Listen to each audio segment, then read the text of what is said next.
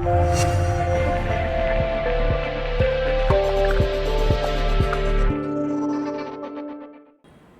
Everyone, this is Santosh. Welcome to స్వయం శిక్ష. మనం డైలీ ఎన్సీఆర్టీ ఎక్స్ప్లెనేషన్ అనేవి చేసుకుంటున్నాం. అందులో భాగంగా హిస్టరీతో మనం స్టార్ట్ చేసుకున్నాం.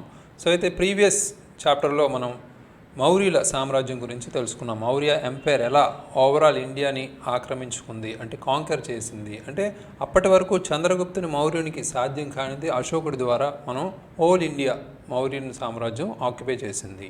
సో అక్కడితో మనం ఆ తర్వాత అశోకుని యొక్క పాలన చూసాం. సో సడన్గా ఉన్న యుద్ధాలన్నీ ఆపి అతను వైలెంట్ నుంచి కొంత పీస్ఫుల్ సొసైటీని అడాప్ట్ చేసుకున్నాడు, చేంజ్ చేశాడు. సో అదేవిధంగా ఆ రిలీజియన్ పర్పస్గా కావచ్చు, అడ్మినిస్ట్రేషన్ పర్పస్గా కావచ్చు, ప్రాస్పరస్ సొసైటీని అయితే తీసుకొచ్చాడు. సో ఆ విధంగా ఒక 100 సెంచరీస్, అదే 100 ఇయర్స్ వరకు పరిపాలించి మౌర్యన్ సామ్రాజ్యం ఫైనల్గా అశోకుని డెత్తో మొత్తం ఇండిపెండెంట్ స్టేట్స్గా డివైడ్ చేయండి. అంటే ఇండిపెండెంట్ కింగ్డమ్స్గా, చిన్న చిన్న స్మాల్ కింగ్డమ్స్ని ఇండిపెండెంట్ కింగ్డమ్స్గా చేంజ్ అయ్యాయి. సో అప్పుడు ప్రత్యేకించి మనం నార్త్ నుంచి చూసుకుంటే సౌత్ వరకు చూసుకుంటే ముఖ్యంగా డెక్కన్ ఏరియాస్లో ఏ విధంగా ఆ ఇండిపెండెంట్ సొసైటీస్, అంటే ఇండిపెండెంట్ కింగ్డమ్స్ ఏ విధంగా మారాయి. అందులో ముఖ్యంగా మనం డెక్కన్ ప్లాట్యూలో చెప్పుకుంటే శాతవాహనస్ ఇంపార్టెంట్గా చెప్పుకుంటాం. వాళ్ళకి ఎదురుగా నిలిచిన ఈ శాకావాస్ గురించి కూడా మనం మాట్లాడుకుంటాం. సో అదేవిధంగా శాకాస్ ఏ విధంగా వాళ్ళని యుద్ధంలో కాంకర్ చేయాలని ప్రయత్నించారు. సో దాంతోపాటు మనం ఇప్పుడు ఇండియా ఆఫ్టర్ ద మౌర్యాస్ అనే కోణంలో మనం 6th చాప్టర్గా మనం స్టార్ట్ చేస్తున్నాం. సో డెక్కన్ ప్లాట్యూకి సంబంధించి శాతవాహనాస్, శాకాస్ గురించి మనం అంతగా చెప్పుకోం, కానీ సో శాకాస్ ఏ విధంగా ఎదురుపడ్డారు వాళ్ళకి అనేది కూడా మనం చెప్తాం. సో అదేవిధంగా అలా సౌత్కి వెళ్తుంటే మనకి చోళాస్, పాండ్యాస్, చేరాస్, ఈ కింగ్డమ్స్ ఏ విధంగా ఏర్పడ్డాయి, వాళ్ళ యొక్క లిటరేచర్ పరంగా, సాహిత్యం పరంగా సంఘం లిటరేచర్ అనేది ఏ విధమైన ఇంపార్టెన్స్ ఉంది. సో అప్పటి సొసైటీ ఏ విధంగా ఉండేది. అప్పుడు మనకి ప్రీవియస్గా అశోకుడి ద్వారా స్టార్ట్ చేసిన మనం ఇంప్లిమెంట్ చేసిన ఈ బుద్ధిజం ఇంకా ఇంక్రీజ్ చేసుకుంటూ వచ్చారు రిలీజియన్ని. ఇప్పుడు ఇంకా ముందుకి ఏ విధంగా అది ఇంప్రూవ్ అయ్యింది. సో బుద్ధిజం రిలీజియన్ అంతా ఎక్స్టెండ్ ఎలా అయింది, విస్తరణ అనేది ఏ విధంగా అయ్యింది. సో అదేవిధంగా మనం కొంత అప్పుడు నార్త్ టైంలో ఏ విధంగా అవుట్ సైడర్స్ అంటే ఇండో గీక్స్ అనేవాళ్ళు రాజ్యాలుగా ఎలా ఏర్పడ్డాయి. సో వాళ్ళతో పాటు మనకున్న శాకాస్ అని, సో కుషానాస్ అని, వీళ్ళందరూ ఏ విధంగా పోరాడారు. సో వాళ్ళ యొక్క సొసైటీ ఏంటి. అదేవిధంగా మౌర్యన్ అప్పటి నుంచి కావాలంటే మౌర్యన్ సామ్రాజ్యం నుంచి మనం ఇండిపెండెంట్ కింగ్డమ్స్ నుంచి మనం ఏ విధంగా ఇక్కడ స్థిరపడ్డారు అనేది కూడా మనం చూడాలి. అంటే పర్టికులర్గా నార్త్ సౌత్ మొత్తం అన్ని మౌర్యన్ సామ్రాజ్య కంట్రోల్లో ఉన్నప్పటికీ సో తర్వాత అశోకుని డెత్ తర్వాత ఇవి ఇండిపెండెంట్ కింగ్డమ్స్గా చేంజ్ అయ్యి ఇలా స్థిరపడ్డాయి అన్నమాట. సో ఆ విధంగా అప్పటి నుంచి ఇవి ఏ విధంగా డిఫరెన్సెస్ ఉన్నాయి, అంటే ఏ విధంగా చేంజెస్ అనేవి జరిగాయి అనేది కూడా మనం ఇప్పుడు చూద్దాం. సో అయితే ముందుగా డెక్కన్ గురించి మనం చెప్పుకుంటే ప్రత్యేకించి వింధ్యా మౌంటైన్స్, అదేవిధంగా ఇండియాలో ముఖ్యంగా చెప్పుకునే వింధ్యా మౌంటైన్స్, అదేవిధంగా నర్మదా రివర్ మధ్యలో ఈ ప్రాచీన కాలంలో దక్షిణ పద అని ఈ ప్రాంతాన్ని పిలిచేవారు. ఆ ప్రాంతం సంబంధించి చూసుకుంటే దాన్నే మనం ఇప్పుడు డెక్కన్ ప్లాట్యూగా, అంటే గతంలో డెక్కన్ ప్లాట్యూ, గతం నుంచి ఇప్పటి వరకు డెక్కన్ ప్లాట్యూగా పిలుస్తున్నాం. డక్కన పీఠభూమి అంటారు తెలుగులో. ముఖ్యంగా ఇది ప్రాచీన కాలంలో దక్షిణ పద అని పిలుస్తారు. ఇలాంటి క్వశ్చన్స్ అయితే మనకి ఎగ్జామినేషన్ పాయింట్ ఆఫ్ వ్యూలో యూపీఎస్సీ కాదు, ఏపీపీఎస్సీ, రాబోయే గ్రూప్ 1 టీఎస్పీఎస్సీ కావచ్చు, ఎగ్జామినేషన్ పాయింట్ ఆఫ్ వ్యూ మనకి వెరీ ఇంపార్టెంట్.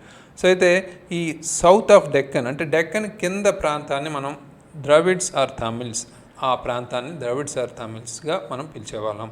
సో అయితే ఇవన్నీ మనకి నాన్ ఆర్యన్ ఒరిజిన్గా మనం అప్పట్లో పిలుస్తారు. ఎందుకంటే ఆర్యన్స్ ఎక్కువగా పర్టికులర్గా వేదిక్ ల్యాండ్ నుంచి వచ్చిన వాళ్ళు. సో కానీ ఇప్పుడు పర్టికులర్గా వీళ్ళు ద్రవిడ్స్ అండ్ తమిళ్స్ అనేవాళ్ళు ఎక్కడి నుంచో వచ్చేవాళ్ళు కాదు, ఇక్కడి నుంచి అంటే ముఖ్యంగా భారతదేశంలోనే స్థిరపడిన వారు వీళ్ళు. నాన్ ఆర్యన్ ఒరిజిన్గా వీళ్ళు ఈ ప్రజలు ఉండేవారు. సో ఇండియన్ పీపుల్స్ అనమాట వీళ్ళు. సో ఫైనల్ బయట నుంచి అవుట్ సైడర్స్ అయితే కాదు. సో అయితే ఈ కింగ్డమ్స్ అనేవి మనం ముందుగా చెప్పుకున్నట్టు మౌర్యన్ సామ్రాజ్యం తర్వాత ఇండిపెండెంట్గా అవి అశోకుని మరణం తర్వాత చిన్న చిన్న రాజ్యాలుగా విడిపోయి సో అవి చిన్న చిన్న రాజ్యాలుగా ముందుకు పోతూ సో కొత్త కొత్త కింగ్స్ అనేవాళ్ళు వస్తూ సో ఫ్యామిలీస్గా వాళ్ళు సర్వ్ చేస్తూ అంటే ఎవరైతే మౌర్యన్ సామ్రాజ్యంలో ఉన్న చిన్న చిన్న రాజులు ఎవరు ఉన్నారో అసిస్టెంట్స్ ఎవరు ఉన్నారో వాళ్ళే కొత్త కొత్త రాజ్యాలు స్థాపించగలిగారు. అందులో ముఖ్యంగా శాతవాహనాస్ అంటే శాతవాహన ఫ్యామిలీ గురించి మనం మాట్లాడుకుంటే అందులో శాతకర్ణి అనేవారు చాలా ఇంపార్టెంట్ కింగ్. సో శాతవాహన కింగ్డమ్ని స్థాపించింది ఈయనే. సో ఆ శాతవాహనని పర్టికులర్గా ఆంధ్రాస్ అని కూడా పిలిచేవారు. సో ఇది కూడా మనకి వెరీ ఇంపార్టెంట్. అయితే శాతకర్ణి మొదటి రాజుగా సామ్రాజ్యాన్ని తీసుకొచ్చారు. అతన్ని the lord of the west అని కూడా పిలుస్తారు. సో ఇలాంటివి ఎక్కువ ఏబిపిఎస్సి క్వశ్చన్స్ కానీ టీఎస్పిఎస్సి గ్రూప్ లెవెల్లో అడుగుతుంటారు, గ్రూప్స్ లెవెల్లో. So who was known as the lord of the west లేదా who was described as lord of the west అని అడుగుతారు. సో గౌతమిపుత్ర శాతకర్ణి లేదా శాతకర్ణి, అదేవిధంగా వశిష్ఠపుత్ర శాతకర్ణి ఇలాంటివి అడుగుతూ ఉంటారు. అవి కన్ఫ్యూజ్ స్టేట్లో అడుగుతుంటారు కాబట్టి చాలా జాగ్రత్తగా గుర్తుపెట్టుకోవాలి. సో అయితే ఇతను 1st century BC నుంచి ఇది ఇక్కడ స్టార్ట్ చేశారు ఈ ప్రయాణం అనేది.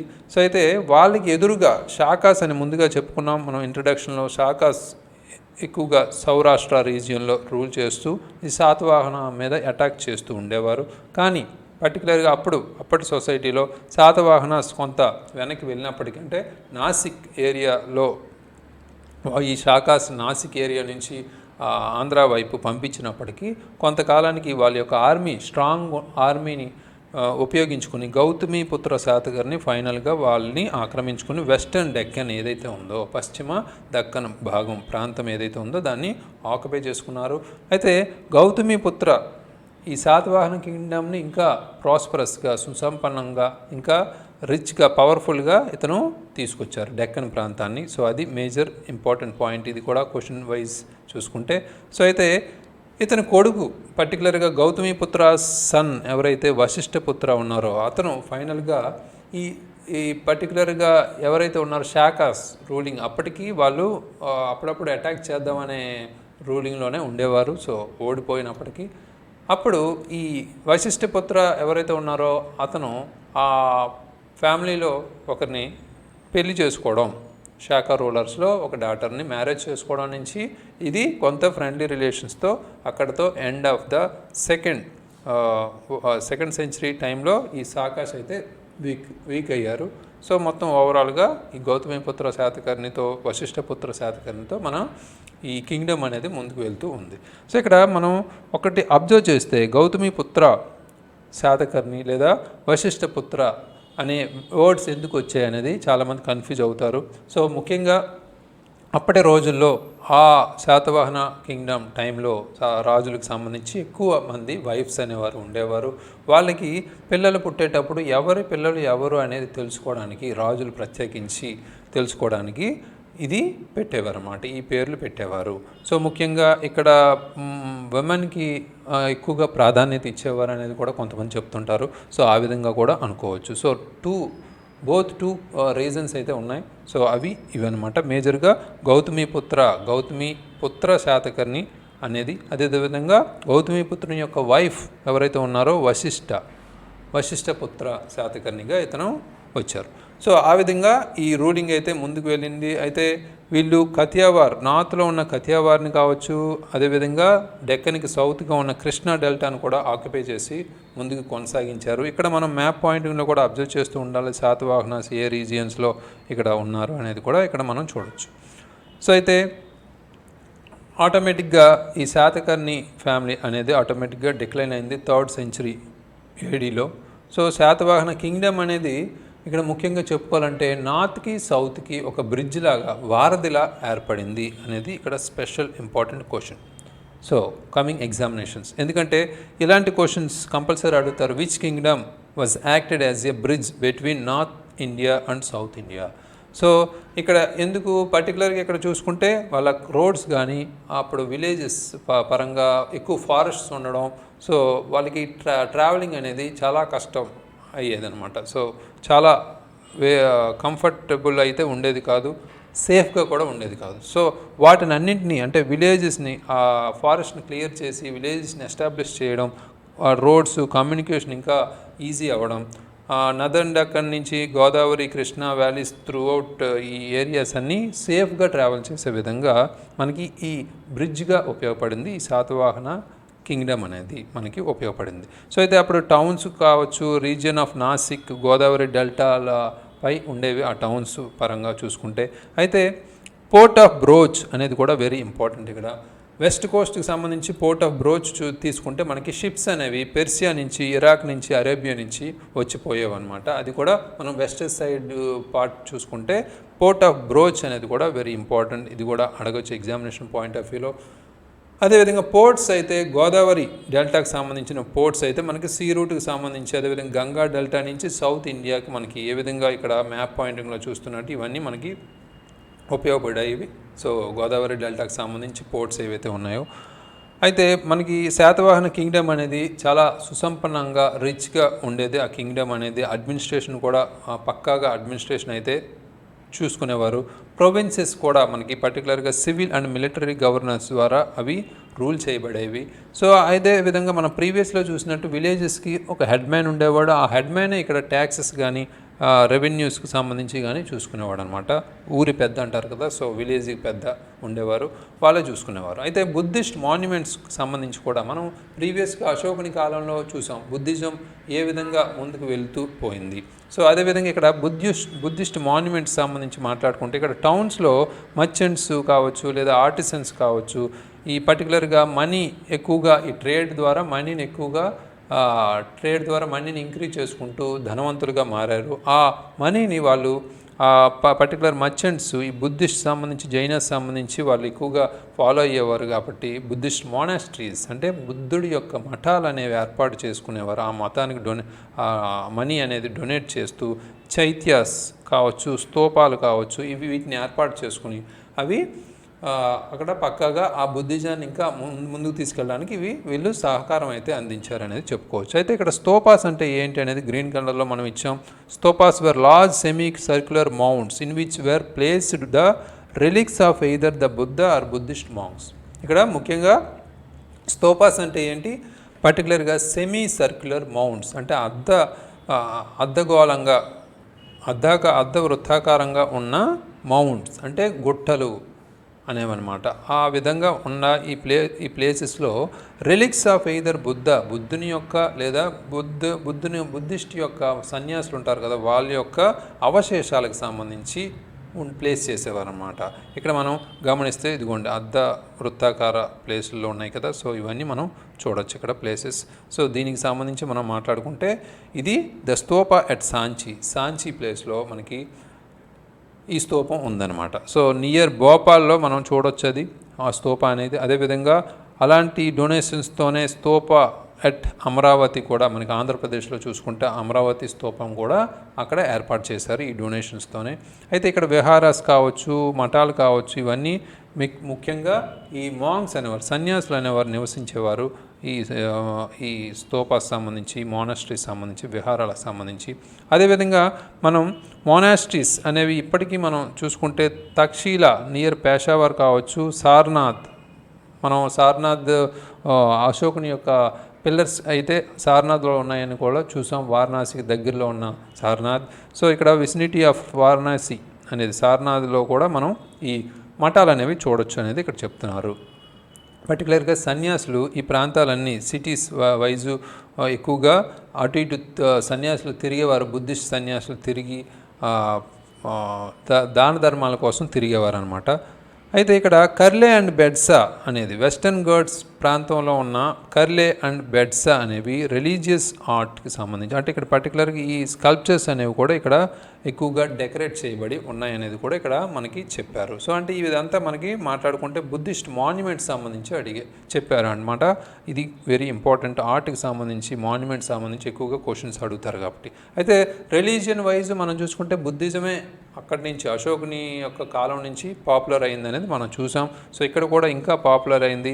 మోనాస్ట్రీస్, డిబేట్స్, డిస్కషన్స్, అంటే ఇక్కడ పర్టికులర్గా మఠాల్లో వాళ్ళు చేసే చర్చలు కావచ్చు, సమావేశాలు కావచ్చు, వీటన్నిటివి దేని గురించి బుద్ధిస్ట్ సంబంధించిన మాంగ్స్ వీళ్ళు ఎవరైతే ఉన్నారో సన్యాసులు వాళ్ళే ఉపయోగించుకుని దాన్ని ఇంకా బుద్ధిజాన్ని ఇంకా మోర్ పీపుల్కి కన్వర్ట్ చేసేలా చూసుకునేవారు అనమాట. అయితే అందులో అశ్వఘోష అన్న నాగార్జున అనే వాళ్ళు ఎక్కువగా ఇంపార్టెంట్ రోల్ అయితే చూపించారనమాట. Spread of Buddhism by their writings, వాళ్ళ యొక్క రాతపూర్వకంగా వాళ్ళు బుద్ధిజాన్ని ఇంకా ముందుకు తీసుకెళ్లారు.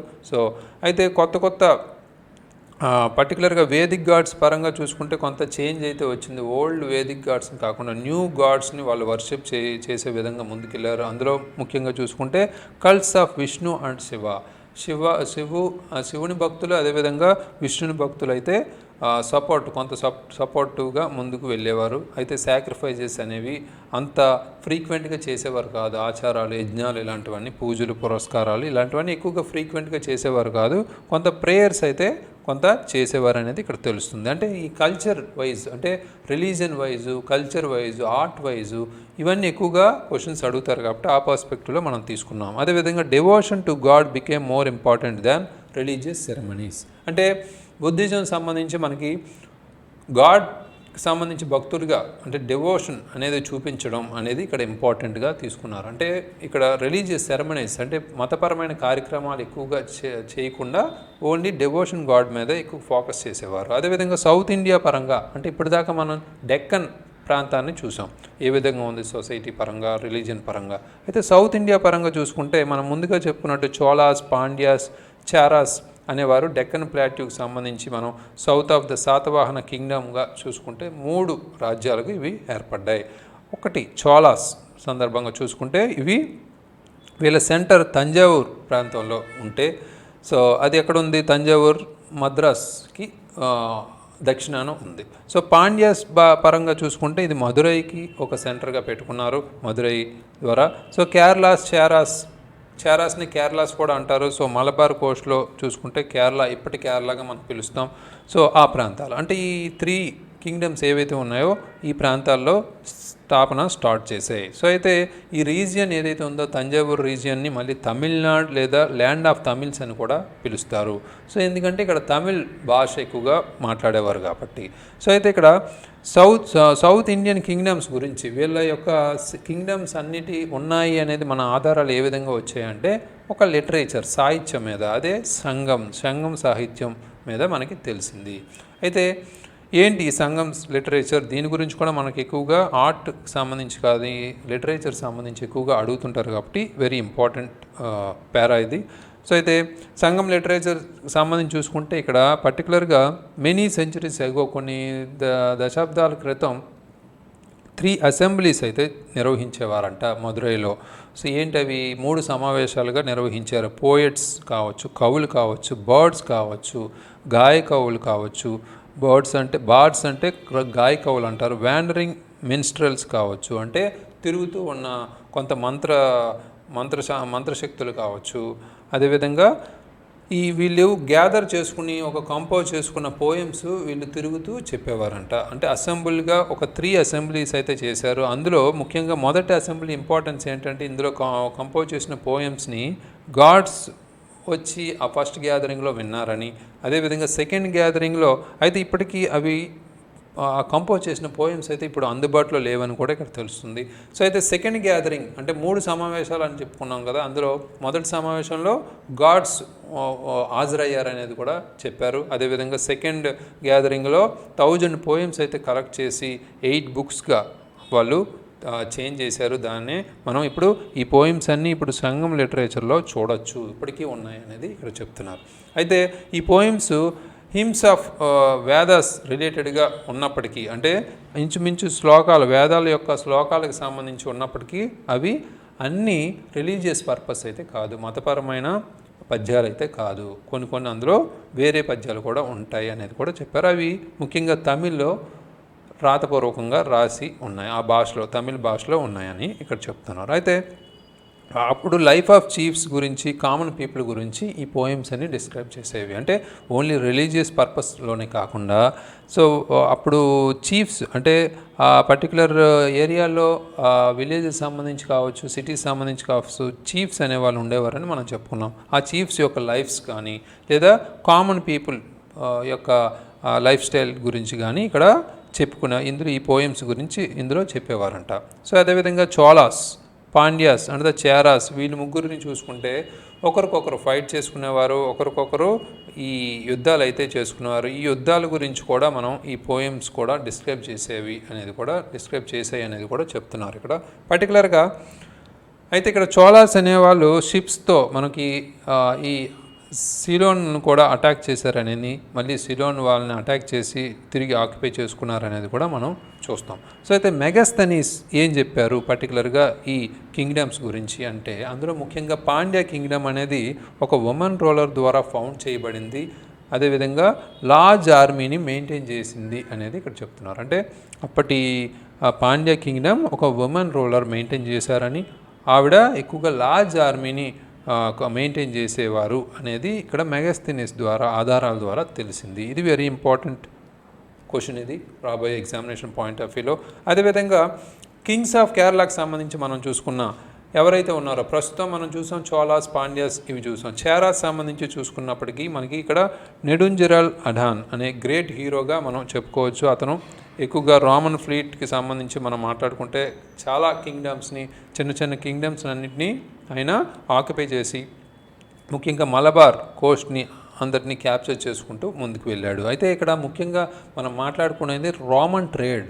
అంటే సౌత్ ఇండియా పాలనకి సంబంధించి 3 రాజ్యాలు ఉన్నప్పటికీ మనకు మేజర్గా ఈ రోమన్ ట్రేడ్ గురించి ఎక్కువగా అడుగుతుంటారు. ఎందుకంటే ఎకానమీ రిలేటెడ్గా కూడా ఎక్కువగా ఎగ్జామినేషన్ పాయింట్ ఆఫ్ వ్యూలో అడుగుతుంటారు. కాబట్టి అప్పటి మలబార్ కోస్ట్ అనేది ఈ ట్రేడ్కి వెరీ ఇంపార్టెంట్గా, అంటే రోమన్ షిప్స్ అనేవి విజిట్ చేయడానికి ఉపయోగపడ్డాయి. వాళ్ళు అక్కడి నుంచి కొన్ని లగ్జరీ గూడ్స్ని తీసుకెళ్ళడానికి ఇండియా నుంచి, ఏమిటవి స్పైసెస్ కావచ్చు, టెక్స్టైల్ కావచ్చు, మనకి ముఖ్యమైన విలువైన రాయిలు కావచ్చు, స్టోన్స్ కావచ్చు, బర్డ్స్ కూడా ముఖ్యంగా బర్డ్స్లో పీకాక్, నెమళ్ళు కావచ్చు, యానిమల్స్లో ముఖ్యంగా మంకీస్ కావచ్చు, వీటిని కూడా తీసుకువెళ్ళేవారంట. సో ట్రేడింగ్ కూడా అది జరిగేవి. సో అయితే ఈ రెడ్ సీ గుండా ఈ ట్రేడ్ అయితే జరిగేది. అరేబియన్ సీ గుండా చేస్తూ మలబార్ కోస్ట్కి వీళ్ళు వచ్చి స్ట్రైట్స్ ఆఫ్ మన్నార్ నుంచి ఈస్ట్ కోస్ట్ వైపు వచ్చి ఈ ట్రేడ్ అనేది ఈ విధంగా ఈ లొకేషన్లో జరిగేది. అయితే ఇక్కడ ముఖ్యంగా గోల్డ్, వాళ్ళు మనకి గోల్డ్ ఇచ్చి వీళ్ళకి కావాల్సిన species item, important luxury goods ఏవైతే ఉన్నాయో స్పైసెస్, టెక్స్టైల్స్ ఇవన్నీ తీసుకునేవారంట. అంటే ఇక్కడ ఎక్స్చేంజ్ ఆఫ్ గూడ్స్ ఏమైంది, గోల్డ్ అయింది. అది కొంచెం గుర్తుపెట్టుకోవాలి. ఇది రోమన్ ట్రేడ్కి సంబంధించి మనం మాట్లాడుకుంటే ఇది కూడా క్వశ్చన్ వెరీ ఇంపార్టెంట్. సో అయితే ద రోమన్ గోల్డ్ అనేది సౌత్ ఇండియా కింగ్డమ్స్ ఎవరైతే ఉన్నారో వాళ్ళని ఇంకా రిచ్ చేసే విధంగా అది ఉపయోగపడింది. అంటే గోల్డ్ అనేది ఇక్కడ వీళ్ళకి ఈ రాజ్యాలకు ఉపయోగపడింది అనేది తెలుస్తుంది. సో అయితే రోమన్స్ అనేవాళ్ళు టౌన్స్లో కూడా నివసించేవారు. ఎందుకంటే అక్కడ నివసిస్తూ వాళ్ళు ట్రేడ్ చేస్తూ అప్పుడు ఒకేసారి అక్కడ ఉన్న స్పైసెస్ని, టెక్స్టైల్స్ని, ఆ గూడ్స్ని ఏవైతే ఉన్నాయో వాళ్ళు ట్రేడ్ చేసుకునేవారు అనమాట, షిప్మెంట్ చేసుకునేవారు. సో అందులో ముఖ్యమైన టౌన్ ఏంటంటే అరికమేడు అనే టౌన్ ఎక్కడ ఉంది, పాండిచ్చేరికి దగ్గరలో ఉంది. దాన్ని ఆర్కియాలజికల్ సర్వే ద్వారా మనకి ఎక్స్కవేట్ అయింది. సో అది మనం చూడొచ్చు. ఇది ఇలాంటివి ఎగ్జామినేషన్ పాయింట్ ఆఫ్ వ్యూలో మళ్ళీ మనకి ఇంపార్టెంట్. అరికమేడు అనేది ఎప్పటి కాలంలో మనం ఏ ట్రేడ్కి రిలేటెడ్గా లేదా ఏ కల్చర్కి రిలేటెడ్గా, ఏ సొసైటీకి రిలేటెడ్గాని అడగచ్చు. అరికమేడు అనేది ఎక్కడ ఉంది అనేది కూడా అడగచ్చు. సో ఇది important town was excavated in the period of మన south India, in the region of South India, in the Roman trade situations. Okay, అది గుర్తుపెట్టుకోవాలి. అయితే రోమన్ ఆబ్జెక్ట్స్ అనేవి కూడా ఇక్కడ మనకి దొరికాయి అనేది కూడా ఇక్కడ చెప్తున్నారు. అయితే మనకి చైనా, మనకు అప్పుడు ట్రేడ్ ఓన్లీ రోమన్ సైడే కాకుండా మనకి south east Asia, China, western పార్టే కాకుండా సౌత్ ఈస్ట్ ఏషియా, చైనాకి సంబంధించి కూడా మనకి ఈ గూడ్స్ అనేవి ప్రొవైడ్ చేసేవారు అనేది కూడా తెలుస్తుంది. వితిన్ ఇండియా కూడా మనకి గూడ్స్ నార్త్కి సౌత్కి మనకి ట్రేడ్ కూడా బాగా జరిగేది. సో దీంతో మనకి ఎక్స్పోర్ట్ ఆఫ్ ప్రెసియస్ స్టోన్స్ అనేవి మనకి సౌత్ నుంచి మనకి కేరళలో కావచ్చు, ఈ స్పైసెస్ కావచ్చు, ఇవన్నీ నార్త్ కూడా తరలించి ఆ సదర్న్ స్టేట్స్ అయితే, కింగ్డమ్స్ అయితే ఇంకా వెల్దీగా తయారయ్యాయి అనేది ఇక్కడ చెప్తున్నారు. అయితే లైఫ్ ఆఫ్ ద పీపుల్ ఏ విధంగా ఉండేది, అప్పటి విలేజెస్ ఏంటి, టౌన్స్ ఏంటి, ఎవరు ఉండేవారు విలేజెస్లో, టౌన్స్ ఎవరు ఉండేవారు టౌన్స్లో అనేది చూసుకుంటే, most of the people in the south lived in విలేజెస్లోనే ఎక్కువ ప్రజలు ఉండేవారని చెప్తున్నారు. అందులో టౌన్స్లో అయితే మర్చెంట్స్ కావచ్చు, క్రాఫ్ట్స్మెన్ కావచ్చు, వాళ్ళు ఎక్కువగా టౌన్స్లో నివసించేవారు అనేది ఇక్కడ చెప్తున్నారు. అయితే ఇక్కడ ఎక్కువగా ఈ టౌన్స్ అనేవి కోస్టల్ ఏరియాస్లోనే ఉండేవి, ఎందుకంటే ట్రేడింగ్ చాలా ఈజీగా ఉంటుంది కాబట్టి వాళ్ళు కూడా అక్కడ నివసించేవారు కోస్టల్ టౌన్స్లో కూడా. సో అయితే కింగ్ అనేవాడు ఇక్కడ పర్టికులర్గా ఒక కింగ్ ఉండేవాడు. కింగ్డమ్కి కింగ్ ఉంటాడు, ఆటోమేటిక్గా రూల్ చేయబడతాడు. అతను అసిస్టెన్స్ ఎవరు ఇక్కడ బ్రాహ్మణ్ అడ్వైజర్స్ ద్వారా అసిస్ట్ చేయబడి ముందుకు వెళ్ళేవారంట. సో అయితే ఒక జనరల్ అసెంబ్లీ అయితే క్రియేట్ చేసుకున్నవారు ఆల్ ద చీఫ్స్తో కలిపి. అది ఒక సభగా, అంటే మనం ఇప్పటికీ కూడా కొన్ని సభలు, పార్లమెంట్లో సభలు ఇవన్నీ మనం చూస్తుంటాం. జనరల్ అసెంబ్లీ అయితే మనకి ఉండేది. ఆ సభలకు సంబంధించి చీఫ్స్ అందరూ కూర్చొని మాట్లాడుకునే విధంగా డిస్కషన్స్ అనేవి జరిగేది. ఎలాంటి discussions? Various matters including a రాజ్యానికి వారికి వెళ్ళాలి, లేదా ఎవరికి ఏ పర్సన్స్కి ఏ విధంగా పనిష్మెంట్ ఇవ్వాలి, క్రైమ్స్ చేసే వాళ్ళకి అనేవి కూడా డిస్కస్ చేసేవారు అనేది ఇక్కడ చెప్తున్నారు. సో అయితే కింగ్ పర్టికులర్గా ఇక్కడ ట్యాక్సెస్ కూడా కలెక్ట్ చేసుకునేవారు. ఎవరి ద్వారా, ఎవరి దగ్గర అంటే రైతులు కావచ్చు, పెసెంట్స్, అదేవిధంగా హెడ్స్మెన్ కావచ్చు, పశువుల కాపర్లు, క్రాఫ్ట్స్మెన్, అదేవిధంగా మర్చెంట్స్, కళాకారులు, వ్యాపారుల ద్వారా కూడా వీళ్ళు ట్యాక్సెస్ కలెక్ట్ చేసేవారు. అందులో merchants were taxed when they were taking goods from one place to another. ఇక్కడ వ్యాపారులు ఇక్కడ ముఖ్యంగా ట్రేడింగ్ చేసేటప్పుడు ఒక ప్లేస్ నుంచి ఇంకో ప్లేస్కి ట్రాన్స్పోర్ట్ చేసుకునేవారు కాబట్టి వాళ్ళకు కూడా స్పెషల్గా ట్యాక్స్ అనేది ఉండేది అనేది ఇక్కడ చెప్తున్నారు. ఇది కూడా వెరీ ఇంపార్టెంట్ పాయింట్. అయితే ఇక్కడ లేజర్ టైంలో ఏం చేసేవారు? అమ్యూజ్మెంట్స్, వాళ్ళ వేడుకలు, కొన్ని కార్యక్రమాలు ఏంటి అనేది గమనిస్తే గ్యామ్లింగ్, ప్లేయింగ్ గేమ్స్ అనేది వెరీ ఇంపార్టెంట్. అదేవిధంగా మ్యూజిక్, డ్యాన్సింగ్, పోయిటరీ, రెసిటేషన్స్ అంటే మనకి కథలు చెప్పడం అనేది కూడా ఇక్కడ, పద్యాలు చెప్పడం, కథలు చెప్పడం అనేది కూడా ఇక్కడ జరుగుతుంది. సో వాటితో పాటు మనకి కొన్ని మ్యూజికల్ ఇన్స్ట్రుమెంట్స్ కూడా అప్పటి టైంలో యూజ్ చేసేవారంట. పైప్స్, ఫ్లూట్స్, స్ట్రింగ్ ఇన్స్ట్రుమెంట్స్, అదేవిధంగా డ్రమ్స్ అనేవి కూడా ఉపయోగించేవారు. అయితే దీంతోపాటు ఒక స్పెషల్ మ్యూజిక్ కూడా వాళ్ళకి అల్లారం టైప్లో, అంటే డిఫరెంట్ అవర్స్ని ఇండికేట్ చేసేలా డే అండ్ నైట్ టైంలో వీళ్ళకి ఒక స్పెషల్ మ్యూజిక్ అంటూ వినిపించేవారంట. అది కూడా వెరీ ఇంపార్టెంట్. సో అయితే రిలీజియన్ పర్పస్గా మనం చూసుకుంటే అన్నీ పర్టికులర్ సౌత్ ఇండియా కాబట్టి మనకి బుద్ధిజం, జైనిజం కొంత మనకి కనిపించినప్పటికీ కొన్ని ప్రాంతాల్లో, కొన్ని ఏరియాస్లో, కొన్ని ప్రజల్లో కనిపించినప్పటికీ కొంతమంది అయితే పాత దేవుళ్ళు, ఓల్డర్ గాడ్స్, ఓల్డర్ గాడెసెస్, దేవతలనే పూజించేవారు. ఎక్కువగా తమిళియన్స్ వాళ్ళు చూసుకుంటే రిలీజియన్ సెరమనీస్ కూడా వాళ్ళు చేసేవారు. అందులో ముఖ్యంగా మురుగన్, నానేస్ కార్తికేయ, స్కంద ఇన్ ద నార్త్గా పిలుస్తారు ఇక్కడ కార్తికేయగా. సో మురుగన్ అనేవారు బాగా ప్రేమించే, ప్రజలు ఆచరించే, ఆదరించే దేవుడిగా ఇక్కడ మనం చెప్పుకోవచ్చు, తమిళ పీపుల్ ముఖ్యంగా. సో అయితే ఇక్కడ గాడ్ ఆఫ్ వార్ అండ్ స్ట్రెంగ్త్గా ఈయన్ని పిలుచుకునేవారంట వాళ్ళు. అయితే వాటితో పాటు వీళ్ళు ఎక్కువగా కోస్టల్ ఏరియాలో ఉన్నవాళ్ళు ఆటోమేటిక్గా సూర్యదేవుణ్ణి ఎక్కువగా, సీ గాడ్ని, సముద్ర దేవుణ్ణి ఎక్కువగా వాళ్ళు వర్షిప్ చేసేవారు అనేది కూడా ఇక్కడ చెప్తున్నారు.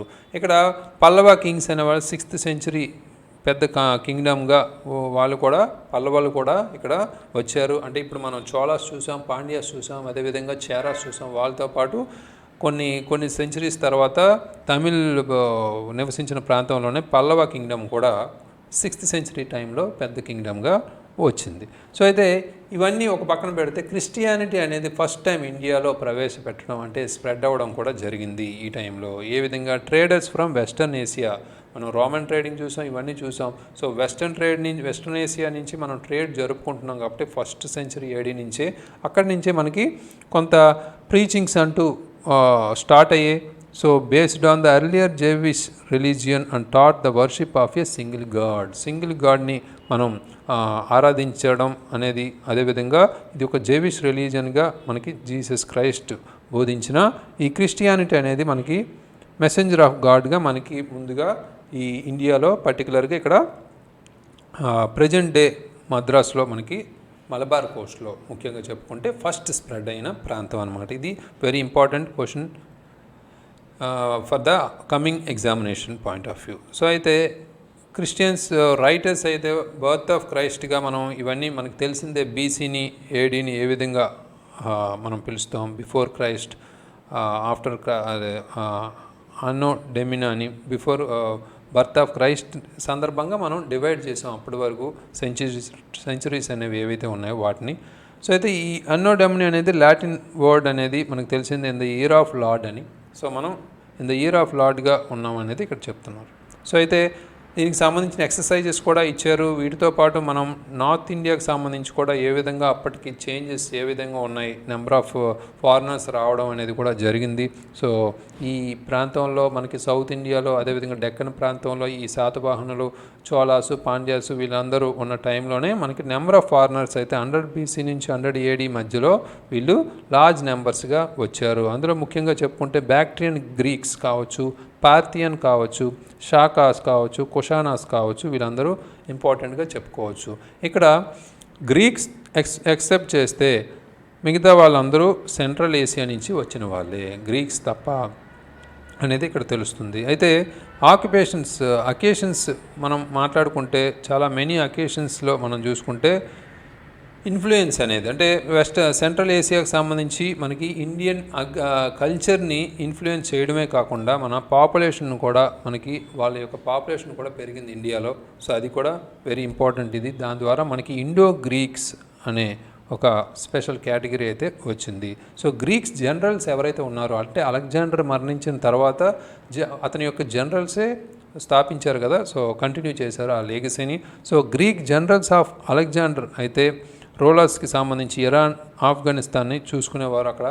సో అయితే ఆ డిసెండెంట్స్ ఎవరైతే ఉన్నారో ఈ రాజులకు సంబంధించి, అంటే ఈ గవర్నెన్స్కి సంబంధించి ఇంకా కింద వాళ్ళు ఎవరైతే ఉన్నారో, తర్వాతి వాళ్ళు వారసులు ఎవరైతే ఉన్నారో వాళ్ళు ముఖ్యంగా నార్దర్న్ ఇండియా మీద కన్నేశారు. ఆ విధంగా మన ఇండియాలోకి వచ్చి ఆటోమేటిక్గా రిచ్ అండ్ లార్జ్ ట్రేడ్ని ఇండియా నుంచి ఇరాన్, వెస్టర్న్ ఏషియాకి సంబంధించి సంబంధాల రూపంలో మనం ముందుకు వెళ్ళాం.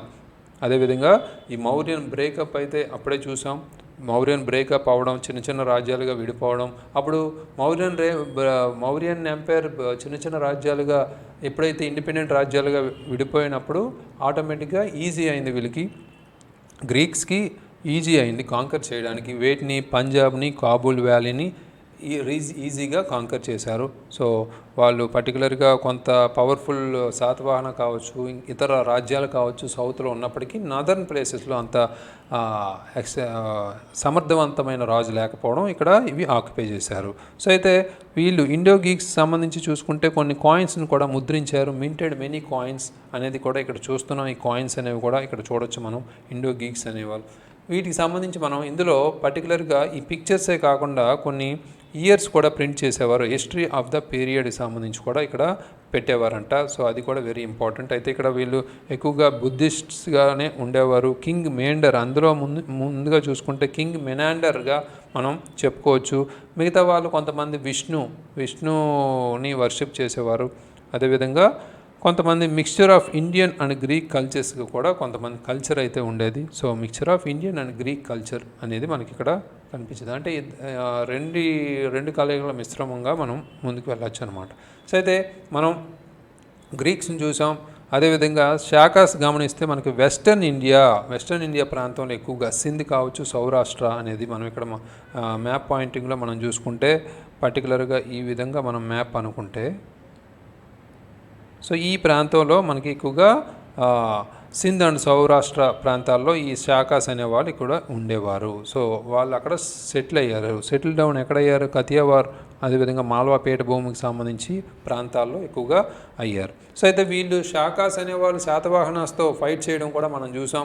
సో వాళ్ళలో చూసుకుంటే రుద్రదామన్ అనేవాళ్ళు ఎక్కువగా మనం శాకాస్ రూలర్స్లో మనం చూసుకోవచ్చు. ఎవరు ముఖ్యంగా ఈ శాతవాహన పవర్ని నర్మదా వైపు నార్త్కి రాకుండా కంట్రోల్ చేసిన రాజు. సో రుద్రదాముడు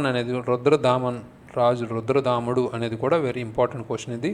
సో శాకాస్ అనేవాళ్ళు మనం ప్రత్యేకించి ఈ శాతవాహనాస్ మీద ఎక్కువగా అటాక్ చేసుకున్నారు. అంటే వాళ్ళు నాసిక్ వైపు రాకుండా వాళ్ళు కంట్రోల్ ఏ విధంగా చేశారో అదేవిధంగా ఈ శాకాస్లోని రుద్రదామను ముందుకి నార్త్ వైపు కూడా వెళ్లకుండా కంట్రోల్ చేస్తూ బ్యాక్ పంపించేవారనమాట. నార్త్ ఆఫ్ ద నర్మదా రానివ్వలేదన్నమాట. వాళ్ళు ఓన్లీ డెక్కన్ వైపే చూసుకునేవారు. అయితే శాకాస్ అనేవాళ్ళు నార్త్ వైపు వాళ్ళు కూడా ఈ నార్త్లో వాళ్ళ రాజ్యాన్ని ఎక్స్పాండ్ చేయలేకపోయారు. తర్వాత ఆటోమేటిక్గా కుషానాస్ వాళ్ళు వచ్చారనమాట ఆటోమేటిక్గా ఇందులోకి. ఆ కుషానాస్ ఎవరు అనేది మనం గమనిస్తే ముఖ్యంగా వీళ్ళు ఒరిజినల్ హోమ్ అయితే చైనీస్ తుర్కిస్తాన్గా మనం చెప్పుకోవచ్చు. అయితే arrived in Afghanistan in the first century AD, అంటే ఆఫ్ఘనిస్తాన్లో ఫస్ట్ వచ్చినప్పటికీ వాళ్ళు ఆటోమేటిక్గా డిస్ప్లేస్డ్గా అంటే ఇండో గ్రీస్గా మన రాజ్యంలో అంటే మన భారతదేశంలో వచ్చారు, స్థిరపడ్డారనమాట. ఓవరాల్గా చూసుకుంటే వీళ్ళ ప్లేసెస్ అయితే తక్షీలా, పేషావర్లో ఎస్టాబ్లిష్ చేసుకున్నారు రాజ్యాలు. సో అప్పటి మనం పంజాబ్ ప్లేన్ కూడా ఆక్యుపై చేసుకున్నారు. సో మౌర్యన్ సామ్రాజ్యం తర్వాత ఆటోమేటిక్గా పంజాబ్ గ్రీక్స్ రూలర్స్లో వెళ్ళిపోయింది. కుషానాస్ కూడా పంజాబ్ని ఆక్యుపై చేసుకున్నారు. మధుర అనేది ఎక్కువగా వాళ్ళకి ఇంపార్టెంట్ టౌన్గా సెంటర్గా వాళ్ళకి చెప్పుకోవచ్చు.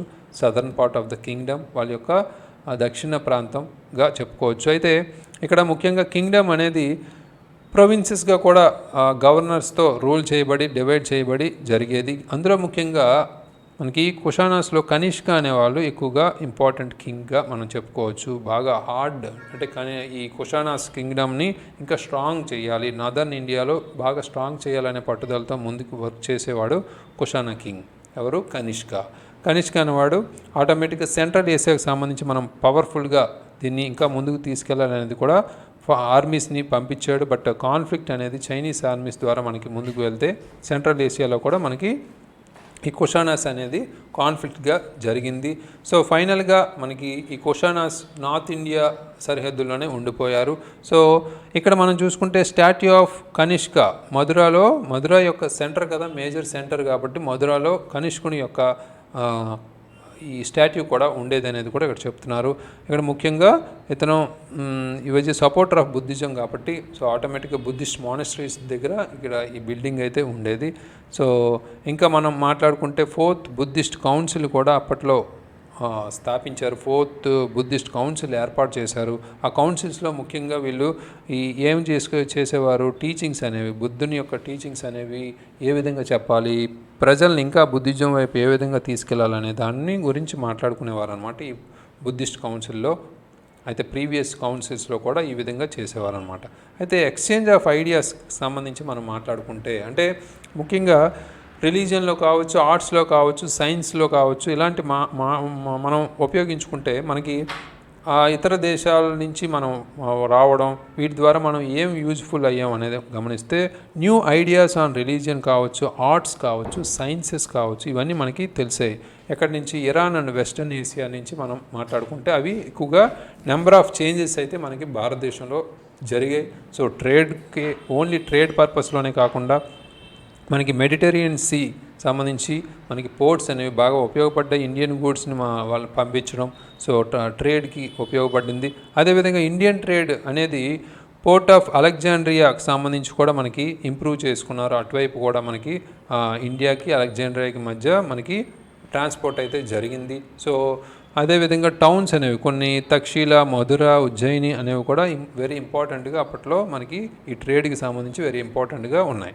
సో ఆర్ట్కి సంబంధించి మనం మాట్లాడుకుంటే ఇక్కడ గ్రీక్ స్కల్ప్చర్ అనేది మనకి సిటీస్ ఆఫ్ నదర్న్ ఇండియాకి సంబంధించి మనం చూడొచ్చు. ఇక్కడ గ్రీక్ అండ్ రోమన్ గాడ్స్ ద్వారా ఆ ఇమేజెస్ అయితే ఉండేవి. సో పీపుల్ ఆఫ్ మెడిటరేనియన్ అనే వారి గురించి కూడా ఈ పర్టికులర్ స్కల్ప్చర్స్లో, శిల్పాల్లో ఉండేవన్నమాట. సో అయితే ఇక్కడ ముఖ్యంగా ఈ ఆర్ట్ వర్క్ అంటూ గాంధార స్టైల్లో ఉండేది.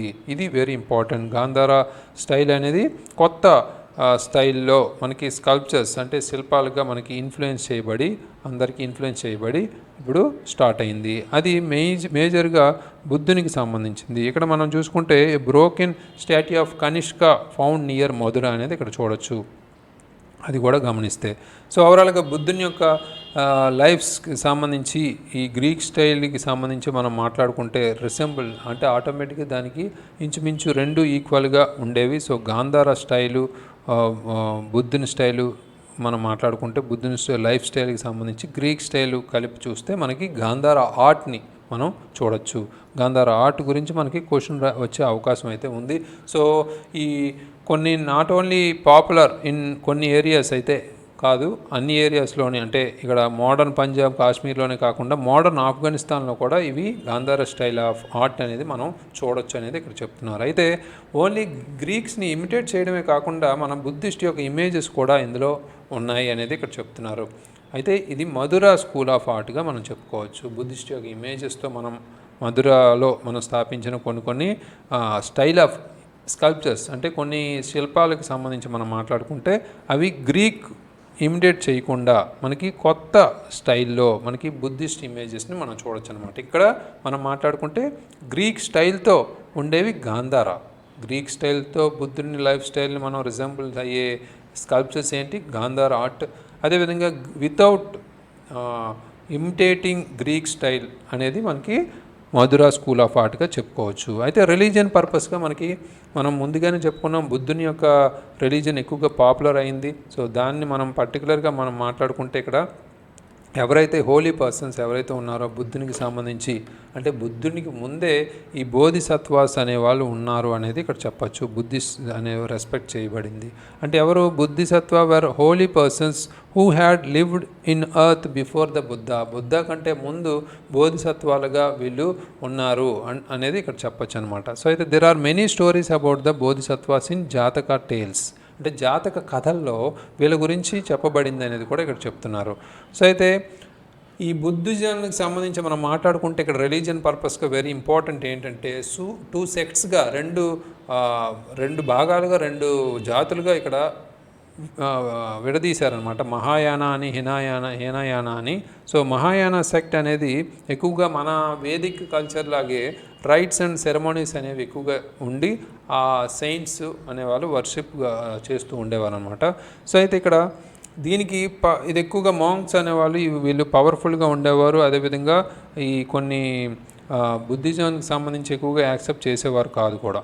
అయితే ఇక్కడ హీనయాన బుద్ధిస్ట్కి వచ్చేసరికి ఎంటైర్ మహాయానకి ఆపోజిట్గా ఉండేవారు అనమాట. ఇక్కడ ముఖ్యంగా వీళ్ళ యొక్క జస్ట్ వాళ్ళు క్యాజువల్గా ఉండేవారు కానీ ఈ సెరమోనీస్ అనేవి లేకుండా ఓన్లీ ట్రెడిషనల్గా ఉండేవారు అనమాట. బుద్ధిస్ట్ అనేవాళ్ళు మిషనరీస్ అనేవి కూడా చైనాకు పంపించారు. బుద్ధిజం అనేది ఆల్మోస్ట్ సెంట్రల్ చైనా కూడా స్ప్రెడ్ అయ్యింది. సో ఇక్కడ ఓన్లీ లిటరేచర్, ఆర్ట్, కల్చర్, అదేవిధంగా రిలీజియనే కాకుండా మనకి ఆస్ట్రోనామర్స్ కూడా ఇండియన్ ఆస్ట్రోనామర్స్ కూడా మనకి స్టార్ట్ అయింది. అంటే ఆస్ట్రోనామింగ్ అంటే ఏంటి? Study of the stars. ఈ నాలెడ్జ్ సంబంధించి మనకి గ్రీక్ నాలెడ్జ్కి మనం కాపీ చేయకుండా మనకి అంటే కంపేర్ చేసుకోకుండా మనకి కూడా కొంత ప్రోగ్రెస్ అయితే జరిగింది. ఇండియాకి సంబంధించి కొంత లైఫ్ స్టైల్లో చేంజెస్ అయితే జరిగాయి. అందులో మెడికల్ నాలెడ్జ్ కూడా మనకి ఏర్పాటు చేసుకున్నారు. ముఖ్యంగా ఇందులో సుశ్రుత అండ్ చరక షో ద్వారా మనకి ఇంప్రూవ్ చేసుకున్నారు ఆ వర్క్స్ అనేవి కూడా. అదేవిధంగా మనకి ఈ ఫీల్డ్ ఆఫ్ సర్జరీకి సంబంధించిన ఫీల్డ్స్ని కూడా మనం కన్సిడరబుల్ అచీవ్మెంట్స్ అయితే మనం నేర్చుకోగలిగాం. ఈ విధంగా మనం అన్నిటిలోని మనం సమర్థవంతంగా మనం ముందుకెళ్తూ అడ్వాన్స్డ్ స్టేజ్లో మనం ముందుకెళ్తున్నాం అనేది ఇక్కడ మనం చూడొచ్చు. కొన్ని సెంచరీస్ తర్వాత మనకి గుప్తుని పీరియడ్ అంటే గుప్తుని యొక్క కాలం అనేది ప్రారంభమవుతుంది. సో ఇక్కడ మనం 3 రాజ్యాలని 3 ప్రాంతాలను ఒకే చాప్టర్లో మనం చూసాం. అంటే మౌర్యుని కాలం తర్వాత ఇండిపెండెంట్గా స్వతంత్ర రాజ్యాలుగా మారిన కొన్ని చిన్న రాజ్యాల గురించి మనం చెప్పుకుంటూ అంటే నార్త్ ఇండియా కావచ్చు, అదేవిధంగా డెక్కన్ ప్రాంతంలో కావచ్చు, సౌత్ ఇండియా కావచ్చు, ఈ 3 ప్రాంతాల్లో మనం ఏవైతే చిన్న రాజ్యాలు ఏ విధంగా వాళ్ళ లైఫ్ స్టైల్ ఉండేది, ఏ విధంగా వాళ్ళ యొక్క సొసైటీ ఉండేది, రిలీజియన్ ఉండేది, ఆర్ట్ ఉండేది, కల్చర్ ఉండేది, ఇవన్నీ చూసాం. సో నెక్స్ట్ గుప్తుని పీరియడ్లో మనకి ఏ విధంగా మనకి ఏర్పాటు అవుతూ అంటే సొసైటీ ఏ విధంగా విభిన్నమైన చేంజెస్ అవుతూ ఉన్నాయో, గుప్తుని యొక్క కాలానికి సంబంధించి కింగ్స్ ఎవరైతే ఉన్నారో అవన్నీ నెక్స్ట్ చాప్టర్లో చూద్దాం. కంపల్సరీ ఇక్కడ ఉన్న ఎక్సర్సైజెస్ అయితే కంపల్సరీ చేయండి, మిస్ అవ్వకండి. ఇవి ఎక్సర్సైజెస్ క్లాస్ అయిన వెంటనే మనం చదివిన వెంటనే మనం చేయడం వల్ల చాలా ఉపయోగం ఉంటుంది. మనం రివిజన్ అయితే ఎక్కువ సార్లు చేయాల్సిన అవసరం అయితే ఈ ఎక్సర్సైజ్ ఇస్తాయి అన్నమాట. సో అది చూసుకోండి. So thank you very much. All the very best.